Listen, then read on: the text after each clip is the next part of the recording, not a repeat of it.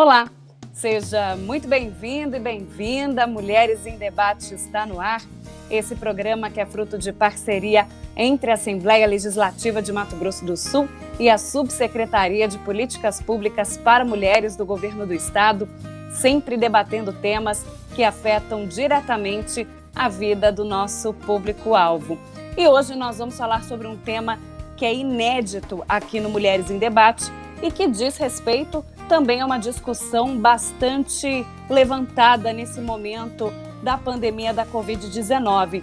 Nós vamos falar sobre o enfrentamento à violência contra a criança e o adolescente. E para conversar com a gente, eu quero dar as boas-vindas à doutora Paula Guit Leite, ela que é advogada e presidente da Comissão de Infância, Juventude e Adoção do IBDFAN de Mato Grosso do Sul. Obrigada pela sua participação, doutora Paula. Obrigada, Lívia.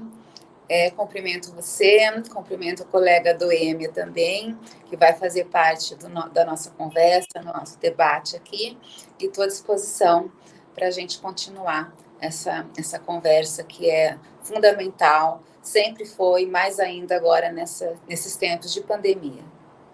Bom, e a gente vai conversar também com a Doêmia Sene, que é assistente social e coordenadora da Infância e Juventude do Tribunal de Justiça de Mato Grosso do Sul, também agradecendo a sua participação com a gente.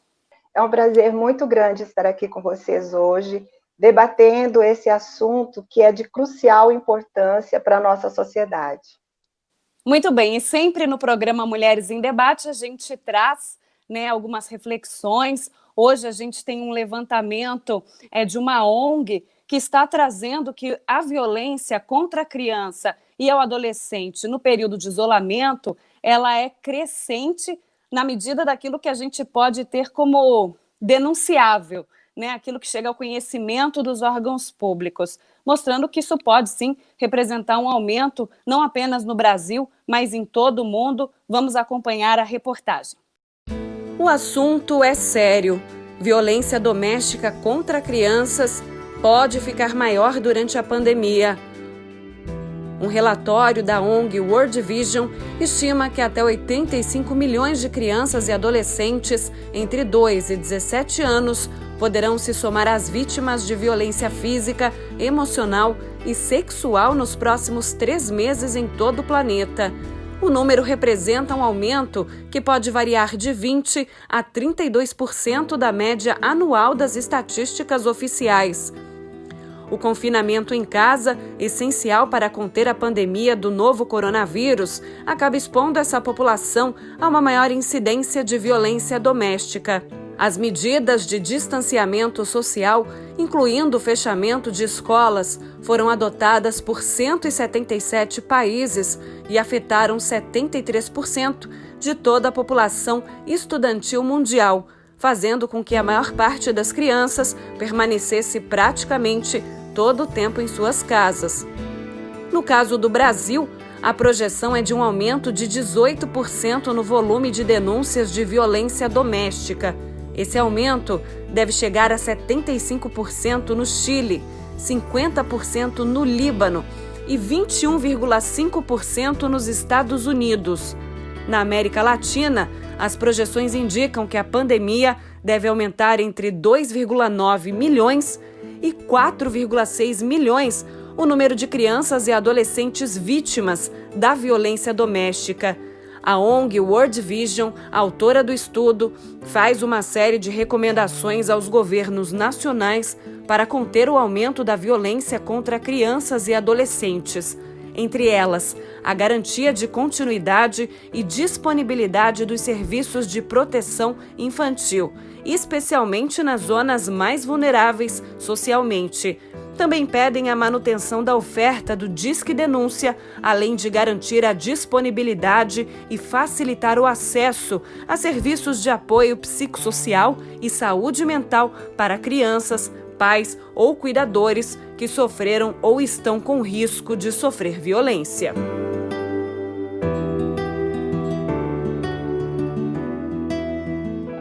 A gente acabou de conferir a reportagem com dados não apenas do Brasil, mas de todo o mundo, mostrando que a questão das aulas suspensas neste período podem também ter contribuído com o avanço nos índices da violência. Então, vou convidar mais uma vez aqui para a tela as nossas duas convidadas para a gente começar a debater o tema. E primeiro, eu vou pedir para a doutora Paula, eu falei a sigla do IBDFAM, né? Você como integrante, como uma pessoa que está à frente de uma comissão, explicar para a gente, né, qual que é o objetivo da instituição, qual que é a importância, as siglas, né? Comenta com a gente. Tá. IBDFAM, Instituto Brasileiro de Direito de Família. É um instituto, como o próprio nome diz, de direito de família. É o maior do Brasil, a sede é em Belo Horizonte, e nós temos as seccionais em cada estado. Aqui no Mato Grosso do Sul, por óbvio, temos a seccional no Mato Grosso do Sul. Já fui presidente aqui no estado do IBDFAM, Mato Grosso do Sul. Hoje, a presidente é a doutora Líbera Copete, vice-presidente, doutora Ana Maria Medeiros, e eu integro a comissão, sou presidente hoje, da Comissão de Infância, Adolescência e Adoção, do Instituto Brasileiro de Direito de Família, IBDFAM, e seccional Mato Grosso do Sul. Esse instituto é um instituto técnico, científico, sem fins lucrativos, que todas as pessoas envolvidas, operadores do direito e as pessoas envolvidas no direito de família, não só operadores do direito, médicos, psiquiatras, psicólogos, assistentes sociais, também fazem parte desse instituto, no qual nós estudamos tudo que tem de novidade no direito de família e trazemos também, contribuímos para o estudo do direito de família, por exemplo, divórcio, alienação parental, guarda de filhos, tudo o que está de novo no direito de família é um trabalho do IBDFAM. Relação a casamento homoafetivo também. Então, são várias, é um leque muito grande. Sim, obrigada pelas explicações. Sem dúvida, isso também vem agregar aí o pessoal que está assistindo Mulheres em Debate nessa edição. Agora, voltando ao nosso tema central, que é o enfrentamento à violência contra a criança e ao adolescente, e eu quero até perguntar para a Doêmia, que é a nossa convidada, que é assistente social, né, está com o Tribunal de Justiça de Mato Grosso do Sul, coordenando, né, Infância e Juventude, falar um pouquinho a respeito do que a gente pode entender como violência contra a criança e o adolescente. Nós, da Coordenadoria da Infância e da Juventude, estamos sob a coordenação geral da desembargadora Elizabeth Anache. A nossa função, enquanto coordenadoria, é assessorar os magistrados e as equipes técnicas do interior e da capital também, nos projetos que são desenvolvidos para a infância e juventude. Para nós entendermos, para nós falarmos sobre violência, nós temos que pegar a Lei 13.431, de 4 de abril de 2017, onde vem elencado as violências sofridas por crianças e adolescentes. Nós temos a violência doméstica, né, que é aquela que acontece dentro de casa, que seja os maus tratos, né? Nós temos a violência psicológica, nós temos a violência física, nós temos a violência sexual, aí nós caracterizamos o abuso sexual, que ele pode ser intrafamiliar, aquele que acontece dentro de casa, e o extrafamiliar, aquele que o abusador, ele pode ser um vizinho, ele sempre é alguém próximo àquela família. E essa lei traz um conceito de violência inédito, que não se falava antes, que é a violência institucional, é aquela que é praticada por um agente de alguma instituição que deveria atender essa criança, esse adolescente, de maneira correta, e acaba revitimizando essa criança. Então, esses são os tipos de violência que estão contemplados na Lei 13.431. E é interessante a gente também falar sobre isso, uma vez que o Estatuto da Criança e do Adolescente completou 30 anos em 2020. Nós estamos com as atenções voltadas muito para a pandemia da Covid-19, as aulas estão suspensas, as crianças estão dentro de casa, e é quando as vítimas, elas são vulneráveis, assim como outras, assim como a mulher vítima de violência, assim como o idoso também vítima de violência, no que diz respeito à capacidade de fazer uma denúncia, mas pelo fato da criança, do adolescente ser extremamente dependente, às vezes, de uma família, muitas vezes a gente não vai ter conhecimento dessa violência. E eu gostaria de saber, doutora Paula, a importância da gente debater esse tipo de assunto e também levar ao conhecimento do público a importância do Estatuto da Criança e do Adolescente, que completou 30 anos. Sim, sim. Bom, primeira coisa, o Estatuto da Criança e do Adolescente foi um primeiro, praticamente, Estatuto de Proteção das Garantias dos Direitos de Crianças e Adolescentes. E depois do Estatuto, nós tivemos outras leis. A lei citada pela Doêmia, pela assistente social Doêmia, é muito importante ter conhecimento. Eu acho que hoje, com a pandemia e com o aumento da violência, a violência ela sempre existiu, Lívia, só que agora, como as crianças estão em casa, o tempo de exposição das crianças à violência aumentou. Então, por isso que é muito importante a gente conhecer essa lei nova que de 2017, que é a lei do depoimento especial, como a Doêmia colocou, que ela é uma lei de garantia de direitos da criança e do adolescente, vítima ou testemunha de violência, que isso deve ser levado ao conhecimento da autoridade policial, para que as medidas sejam tomadas, levadas ao conhecimento do judiciário. Mas antes de fazer isso, antes de precisar tomar essa atitude, de precisar ir numa delegacia, buscar uma autoridade policial, buscar uma autoridade judicial, que vem em seguida, é importante a gente ter a conscientização dos abusos que as crianças podem sofrer. Nós temos o abuso físico e nós temos o abuso emocional. E dentro do abuso emocional, o que a gente esquece muito é da alienação parental, que eu gostaria de trazer. É possível?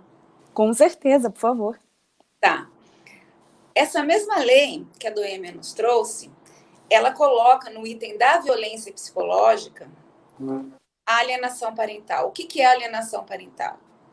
É quando um dos genitores, ou alguém da família, ou alguém que esteja com a guarda da criança, coloca falsas ideias e falsas imagens do outro genitor ou de alguém da família para essa criança. Então, é aquela mãe que fala assim, olha, o seu pai quer passar esse final de semana com você, mas ele está com a pensão atrasada há 2 meses. Ele não paga a pensão.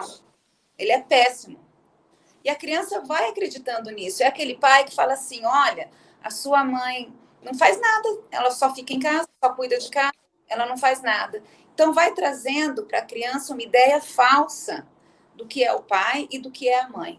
Isso se chama alienação parental. Isso vai adoecendo a criança, vai tirando da criança a liberdade de amar o pai como ele é, liberdade de amar a mãe como ele é, os avós paternos, os avós maternos, os tios.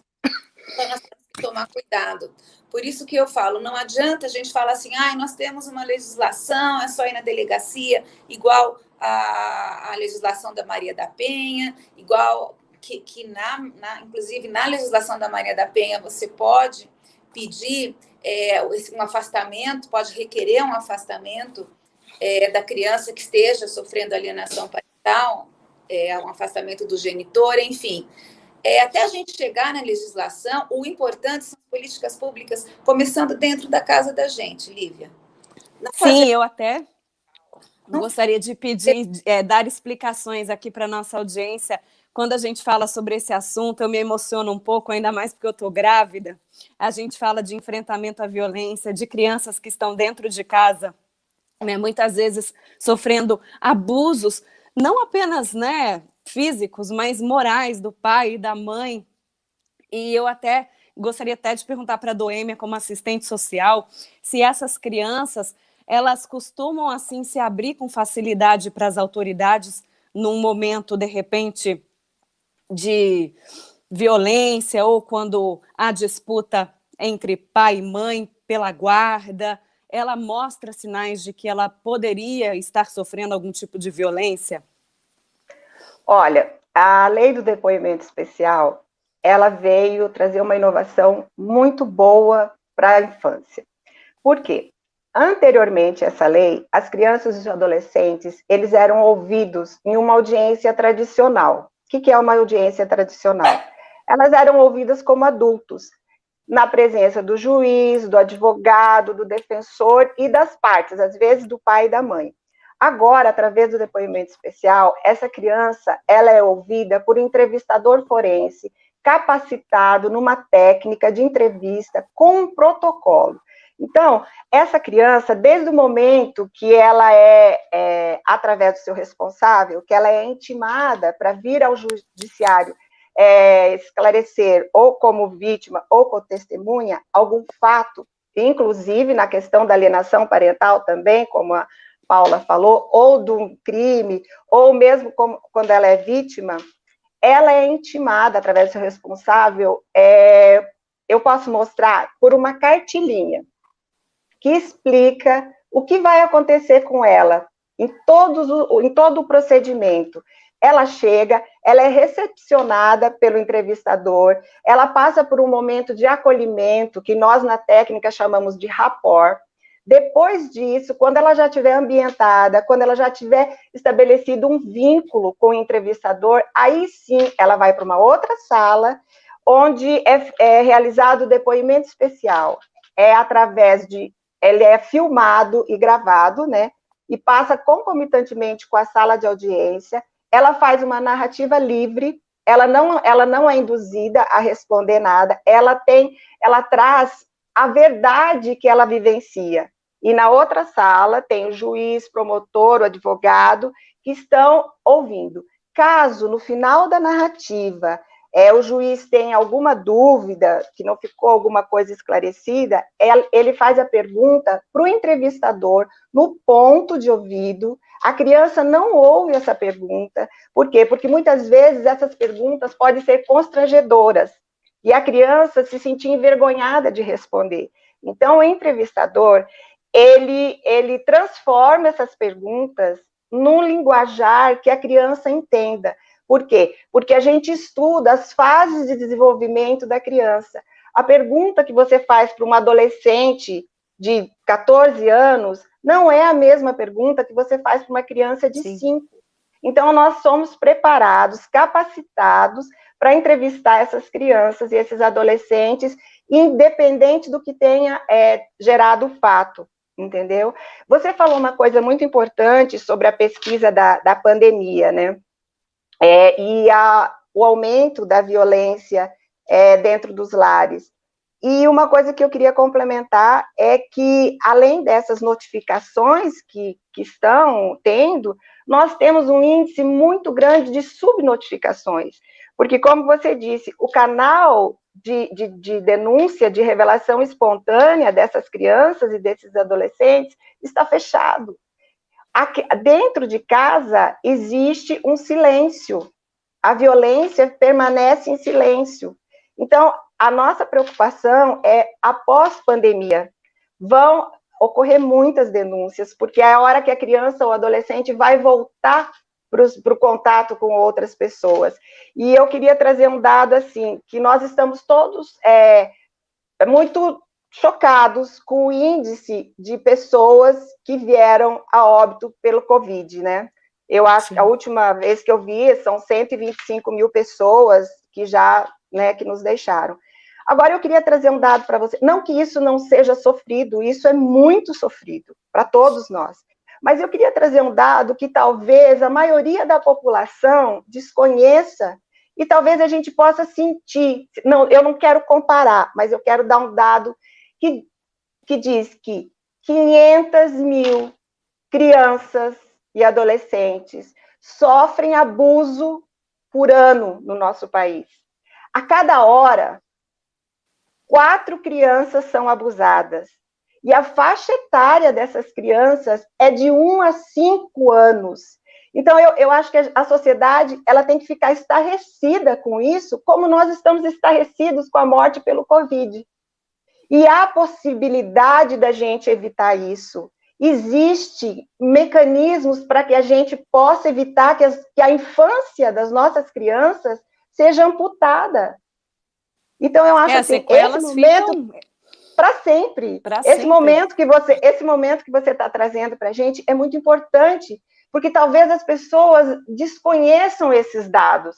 E é importante que a gente mobilize a sociedade para que a gente enfrente a violência sexual e a exploração sexual. Porque quando a gente fala de violência sexual, nós não podemos esquecer daquelas meninas que estão nas rodovias, daquelas meninas que estão em pesqueiros, daquelas meninas que estão em N lugares, que estão sendo exploradas sexualmente. Porque o abuso sexual, ele acontece também na exploração sexual. Não tem como desvincular uma coisa da outra.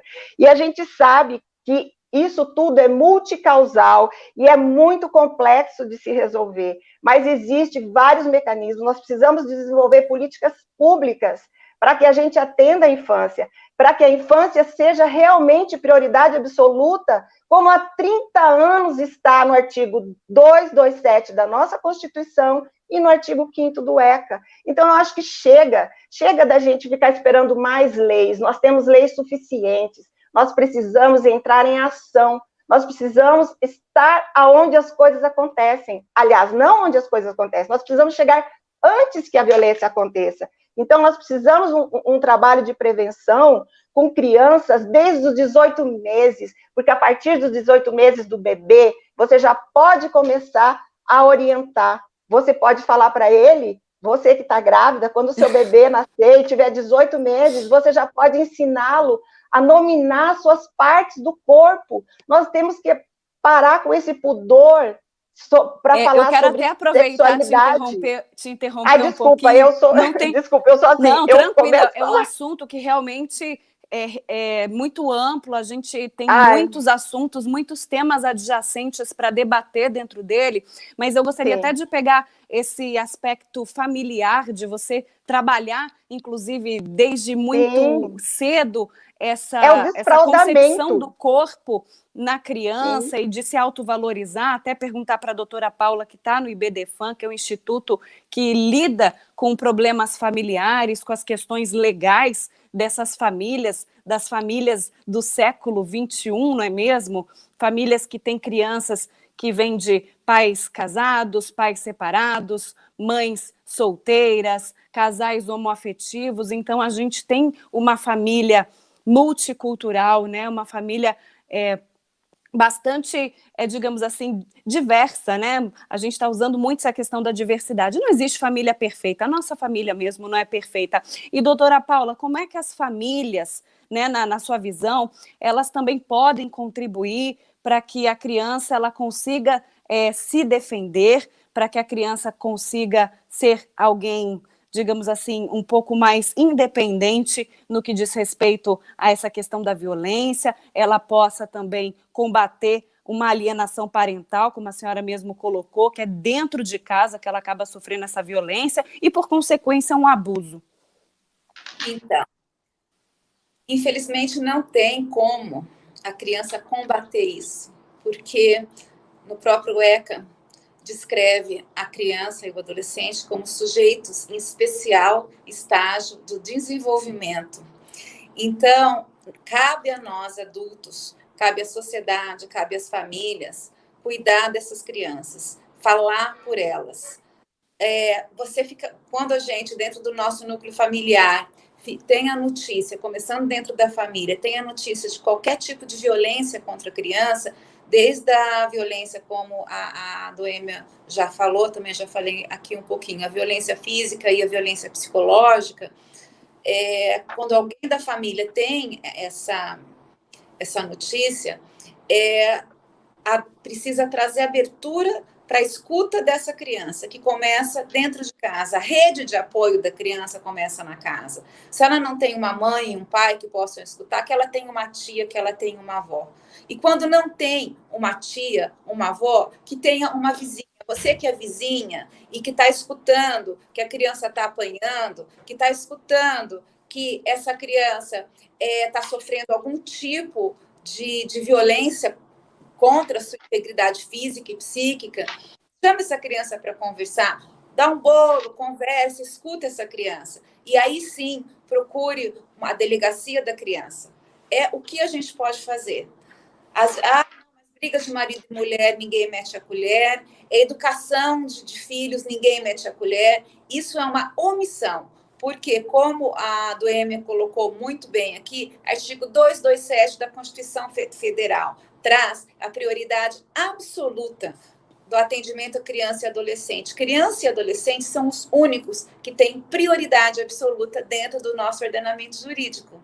Nós temos o Estatuto da Pessoa Idosa, nós temos a Lei Maria da Penha, toda a questão dos vulneráveis, mas a única categoria que tem prioridade absoluta é criança e adolescente. E isso não cabe só aos órgãos governamentais, à rede de apoio, cabe a todos nós, cidadãos, precisamos fazer a nossa parte. Eu acho que talvez eu tenha conseguido responder a sua indagação, Lívia. Sim, na reportagem até que a gente passou no início aqui do nosso programa, existia uma expectativa de 18% no mínimo de aumento de denúncias aqui no país, no Brasil, por conta da violência contra a criança e o adolescente. No conhecimento de vocês, na maioria das vezes, quem que faz essa denúncia? É a própria criança? É um familiar? É um vizinho? Quem que pode contribuir? Quem que pode fazer por onde a justiça seja feita? Então, Lívia, só uma coisinha que eu queria terminar de linkar para te responder isso. A Doêmia falou que é uma questão muito séria. Ela fez até um paralelo entre o Covid e o abuso emocional e físico das crianças. Ambos são problemas de saúde pública. Então, isso é bom a gente colocar no leque. É tudo ao mesmo tempo agora. Então, nós temos o Covid, a pandemia do Covid, e temos crianças sendo abusadas psicologicamente e fisicamente, tá? Aí agora, qual foi a sua pergunta mesmo? Desculpa. Sobre até essa perspectiva de aumento no número de denúncias decorrentes da pandemia, essa expectativa justamente mostra que quem denuncia a própria família, a criança, ela consegue, de alguma maneira, fazer essa denúncia. Com a expertise de vocês, como esses dados chegam às autoridades? Normalmente, esses dados eles chegam às autoridades pela mãe, pela genitora, tá? Por que chega pela genitora? Porque nós temos o costume ainda, mesmo com a guarda compartilhada, mesmo com os pais ficando mais tempo com os filhos, ainda tem-se o entendimento de que a criança é mais da mãe e a criança fica mais com a mãe. Então, a mãe acaba fazendo essa denúncia. Isso também é um problema.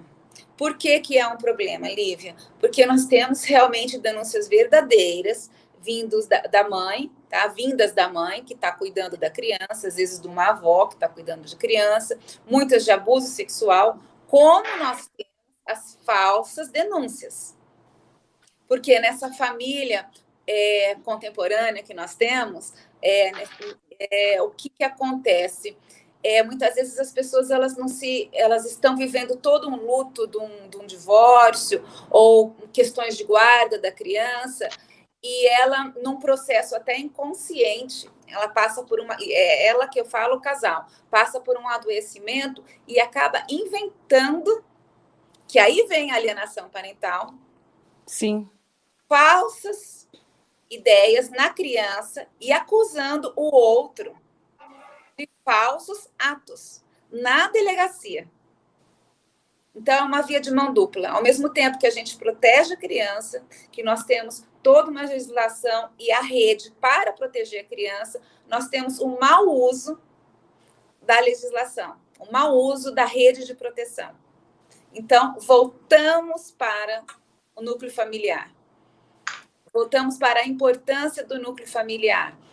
É papo careta? Não é papo careta. Qualquer tipo de núcleo familiar, eu estou falando, Lívia.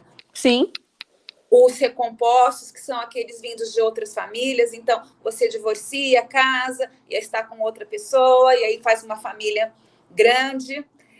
o mais tradicional, aquele modelo mais tradicional, o modelo homoafetivo, quando nós temos 2 pais ou 2 mães.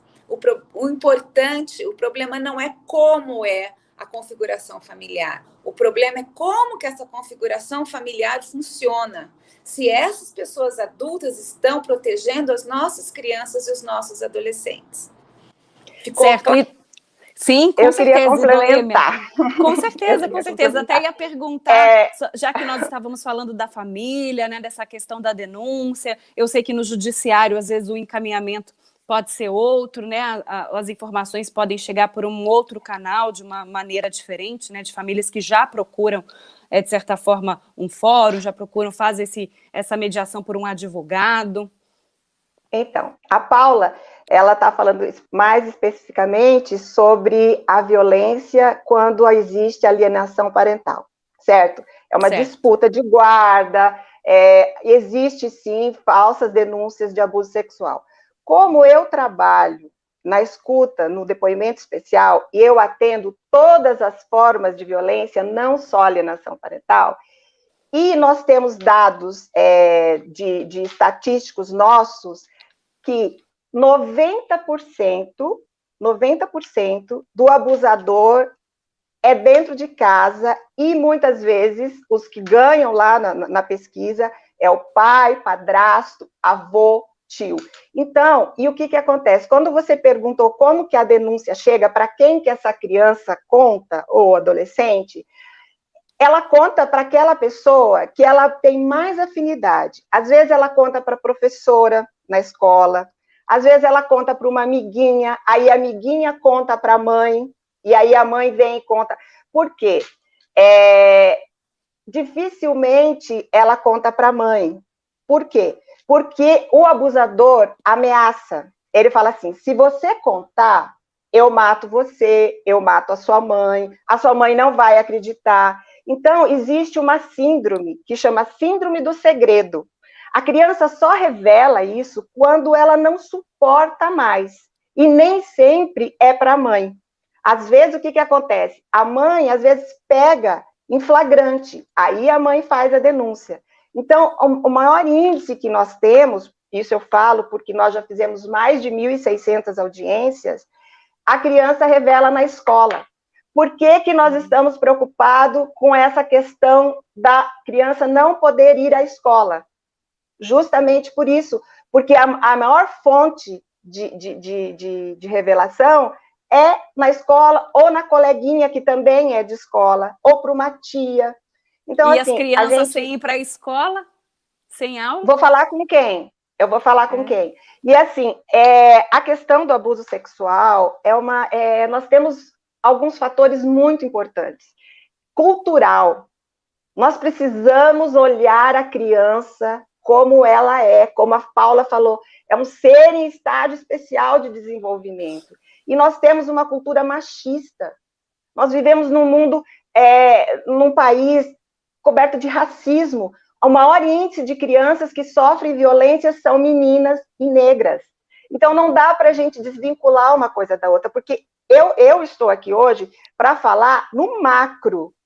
Sim. Eu não posso deixar de falar, por exemplo, eu não posso citar os locais, tá? Mas nós tivemos um caso de um homem, né? Pai de 5 filhos, 3 meninas, uma de 12, uma de 11 e uma de 8, aqui no nosso Mato Grosso do Sul. O que aconteceu? Ele abusou das 3. A de 12 anos, a de 12 e a de 11 engravidaram. A de 11 foi feito o aborto, legal. A de 12 não quis fazer o aborto. Ela quis ter o bebê, ela teve o bebê. E ela quer que o pai saia da cadeia, entendeu? Porque ela quer viver com o pai, porque ela se apaixonou pelo pai.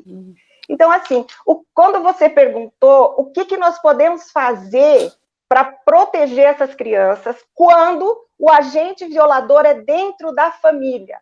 Como? Nós temos que usar a escola. A informação é a melhor ferramenta de proteção das nossas crianças. Essas crianças, elas precisam, sim, ter educação sexual. Lógico que direcionada para cada fase de desenvolvimento. Como eu te falei, começa com 18 meses no desfraldamento. Nós não podemos esperar que aquela família abusadora venha a ser a protetora. Ela não é. A mãe, muitas vezes, ela é conivente, como esse caso dessas meninas que eu te falei. A mãe, em depoimento, ela falou assim, mas ele está no direito dele, ele é o pai, ele que paga todas as contas. Então, assim, nós vivemos numa sociedade ainda com uma mentalidade patriarcal. Nós precisamos às vezes informar. É o mesmo raciocínio da mulher que sofre a violência também, né? Sim. Então, nós precisamos mudar isso. Como que nós vamos mudar isso? Com educação, nós precisamos ir para dentro das escolas, na formação dessas crianças. Porque, se não for assim, se nós esperarmos que aquela família que viola o direito da criança, que ela vai orientar, não vai. Aquele abusador... Gente, eu não sei se vocês já assistiram o Silêncio de Lara, o Segredo de Lara. Retrata isso. Ela era abusada pelo avô desde tenra idade, desde 4, 5 anos. Ela só conseguiu fazer isso quando ela se tornou adolescente. Nós estamos no mês do combate e enfrentamento ao suicídio. Um dos fatores do suicídio dos adolescentes é porque foram abusados sexualmente. Então, assim, é muito sério. Por isso que, assim, eu acho que nós temos que falar, não é só hoje, nós temos que falar sempre. Nós temos que estar... Eu gostaria muito que todo o aparato que se dispensa a violência contra a mulher, que faz o xizinho na mão, tudo, eu acho maravilhoso isso, mas eu gostaria muito que toda essa atenção fosse dada às crianças, porque a criança não tem voz. Eu digo assim, a mulher, ela sai, ela grita, ela esperneia, sei lá, ela faz alguma coisa. A criança não, ela fica muda, porque como a Paula falou, a criança não tem voz e não é ouvida. Então, nós estamos aqui e nós temos que sim falar sobre isso, mas nós temos que falar de como nós podemos evitar que essas crianças sejam abusadas. Até perguntei para a doutora Paula, né? Nenhuma família é perfeita, a gente sabe que existem esses modelos, infelizmente, culturais, muito machistas e muitas vezes voltado também para a vontade do abusador. E a doutora Paula até comentou, a criança, infelizmente, ela não combate nada, né? Quem tem que combater é a família, é mudar, é estruturar uma forma de educar, também levar informação para que a gente, aos pouquinhos, possa construir as políticas públicas necessárias para esse âmbito também do enfrentamento à violência contra a criança e o adolescente. A gente está com tempo... Pode dizer, pode falar. Deixa eu só complementar um pouquinho. Nós falamos muito do adulto, né? Que o adulto abusador. Só que esse adulto abusador, ele não se tornou abusador do dia para a noite. E nós já sabemos que essa tendência começa na adolescência. Então, nós temos que dar especial atenção para aquele adolescente que foi responsabilizado por uma conduta sexual agressiva. E nós temos que tratá-lo desde aí, porque se nós fizermos isso, ele não vai se tornar um adulto abusador, entendeu? Porque Sim. A gente, assim, eu sei que o tempo é pouco, mas nós teríamos que desmistificar muita coisa. Por exemplo, todo mundo fala, ai, pedofilia, rede de pedofilia, tudo bem, isso existe. Só que nem todo pedófilo é abusador e nem todo abusador é pedófilo, porque existe o pedófilo preferencial. Muitas vezes ele não vai nunca cometer um abuso sexual, entendeu? Agora, o abusador, sim, ele repreende, ele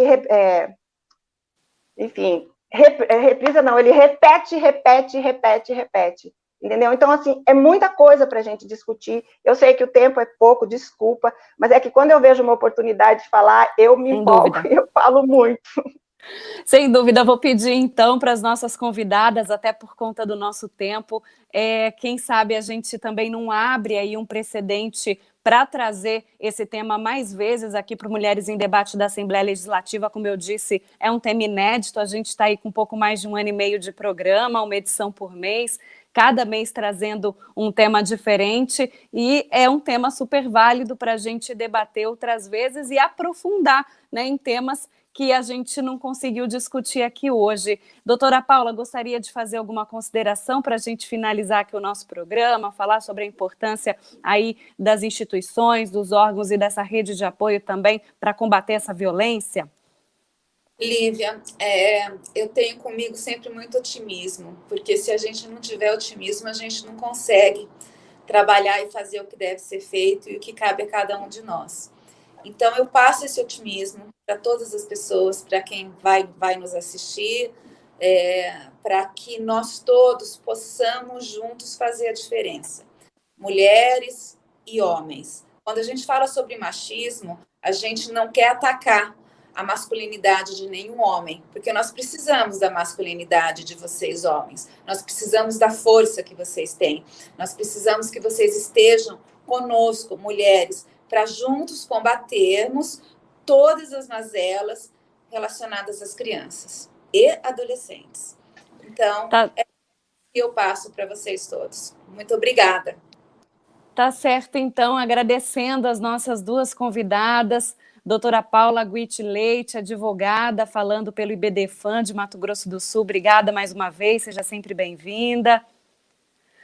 Doêmia Sene, assistente social, falando pelo Tribunal de Justiça de Mato Grosso do Sul. Muito obrigada pela sua participação, enriquecimento, né? São temas assim que a gente pode dizer que são pesados, mas que são pertinentes. A gente não pode varrer essa sujeira toda para debaixo do tapete, sem dúvidas. Muito obrigada pela sua participação. Obrigada eu. E essa edição do Mulheres em Debate fica por aqui. Você acompanha o nosso programa no canal 9 da NET, na TV Assembleia Legislativa, também no YouTube, onde você pode compartilhar o nosso link com seus amigos e familiares, levando essa mensagem importante a todos, e também nas mídias sociais da Subsecretaria de Políticas Públicas para Mulheres de Mato Grosso do Sul. Voltamos em uma próxima edição com um novo tema. Até lá, um beijo para todo mundo. Tchau, tchau.